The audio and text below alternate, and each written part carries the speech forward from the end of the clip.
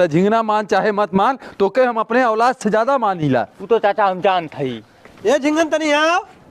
ए चाचा तू ही रुकला, खाली झिंगना हम बुलाए है। करे सारे ठंडी जात सब लगा तो गर्मी आई है पूरा। ये बताओ भी तो बुलाया है। ए सारे आपन मन हम कहना तो के बताए दे। अरे मर्दवाई तो दुनिया जान था।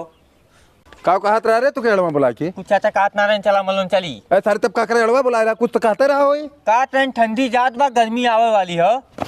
ये बताओ बदे तुम्हें सरऊ गाड़े बुला रहा?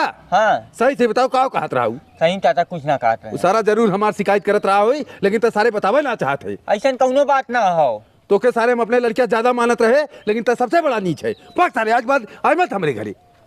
रुका, आप कहाँ भागल जाते यार? अब तुम्हें संतोष हो, ये हमरे उनकरे में करा दिया झगड़ा। हम क्या करे हैं? अरे मतलब तू कुछ कहबो ना करे, ओकरे बाद उनका आतन बताओ सारी का कहे हमरे शिकायत बतियाए हुई।